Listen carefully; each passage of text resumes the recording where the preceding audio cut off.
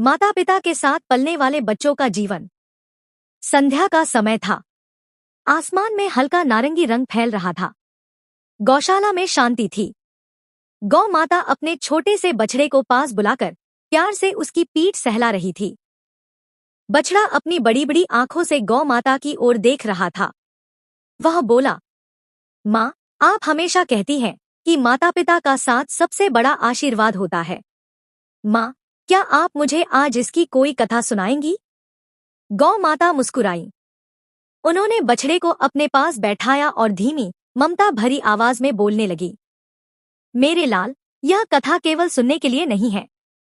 यह समझने के लिए है। यह जीने के लिए है। यह कथा उन बच्चों की है जो अपने माता पिता के साथ रहते हैं, और उन बच्चों की भी जो उन्हें अकेला छोड़ देते हैं। मेरे लाल, यह कथा बहुत ध्यान से सुनना और समझना। बेटा, बहुत समय पहले की बात है। एक छोटा सा गांव था। वहां एक बालक रहता था। उसका नाम था आरव। आरव का घर बहुत बड़ा नहीं था, पर वहां प्रेम की कोई कमी नहीं थी। उसके माता पिता साधारण किसान थे, पर उनके दिल बहुत बड़े थे। आरव हर सुबह उठकर सबसे पहले अपने माता पिता के चरण छूता। माँ के हाथ का बना भोजन वह प्रसाद समझकर खाता। पिता जब खेत से लौटते तो आरव उनका बोझ उठाता। बछड़े, आरव जानता था, माता पिता की सेवा करना कोई मजबूरी नहीं, यह तो सौभाग्य होता है। गौ माता ने गहरी सांस ली और बोली, मेरे लाल, जीवन में हर किसी की परीक्षा होती है। आरव की भी हुई। एक साल गांव में सूखा पड़ गया। खेत सूख गए। घर में अनाज कम हो गया।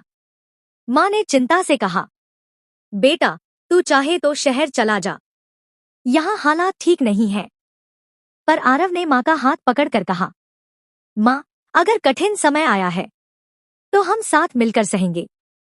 मैं आपको छोड़कर नहीं जाऊंगा। बछड़े, उस दिन आरव ने सिर्फ शब्द नहीं बोले थे, उसने अपना धर्म निभाया था। आरव ने पढ़ाई के साथ साथ मेहनत की। उसने नए तरीके सीखे, खेती को समझा, हार नहीं मानी। कई रातें उसने बिना सोए बिताई। कई बार पेट भर भोजन नहीं मिला, पर उसने कभी शिकायत नहीं की। वह जानता था, जिस घर में माता पिता का आशीर्वाद हो, वहां कठिनाई भी हार मान लेती है। गौ माता की आंखों में चमक आ गई। समय बदला, बेटा। आरव बड़ा हुआ। वह पढ़ लिख कर एक अच्छा अधिकारी बना। पर उसने सबसे पहले क्या किया, जानते हो? उसने अपने माता पिता को सबसे ऊंची जगह पर बैठाया, उनके लिए घर बनाया, उनकी सेवा को अपना कर्तव्य बनाया। लोग कहते थे, आरव बड़ा आदमी नहीं बना, वह अच्छा इंसान बना।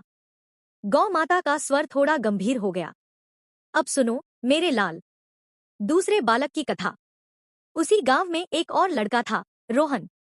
उसके माता पिता भी उसे बहुत चाहते थे, पर रोहन को लगता था, माता पिता मेरी आजादी में बाधा है। वह उनकी बातों को अनसुना करता। उनकी सलाह उसे बोझ लगती। धीरे धीरे उसका मन उनसे दूर होता चला गया।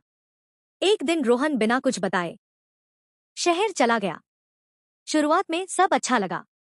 पैसा आया, दोस्त बने, पर दिल खाली था। मेरे लाल, जो माता पिता से दूर हो जाता है, वह भीतर से अकेला हो जाता है। एक दिन रोहन को खबर मिली, उसके पिता बीमार हैं। वह भागता हुआ गांव आया। मां कमजोर हो चुकी थी। पिता की आंखों में दर्द था।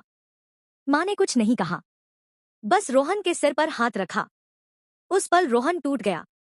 उसे समझ आ गया, जिस जड़ को काट दिया जाए, वह पेड़ कभी हरा नहीं रह सकता। गौ माता ने बछड़े को प्यार से चाटते हुए कहा, मेरे लाल, जो बच्चे अपने माता पिता के साथ रहते हैं, वे मजबूत बनते हैं। उनके फैसले सही होते हैं। उनका मन शांत रहता है। उनके जीवन में ईश्वर स्वयं मार्ग दिखाते हैं। और जो उन्हें छोड़ देते हैं, वे चाहे कितने ही बड़े बन जाए, पर भीतर से टूटे रहते हैं। गौ माता ने बछड़े को अपने हृदय से लगा लिया। बेटा, माता पिता ईश्वर का रूप होते हैं। उनकी सेवा सबसे बड़ी पूजा है। जो उन्हें सम्मान देता है, वह जीवन में कभी हारता नहीं। याद रखना, माता पिता का साथ जीवन की सबसे बड़ी पूंजी है। बछड़े की आंखें भर आईं। उसने मां के चरणों में सिर रख दिया। गौशाला में शांति छा गई और यह कथा बछड़े और लोगों के दिलों में बस गई। ऐसी ही प्रेरणादायक कथाएं सुनने के लिए हमारे चैनल को सब्सक्राइब करें और अगर वीडियो पसंद आई हो तो लाइक, कमेंट और शेयर करें। राधे राधे दोस्तों।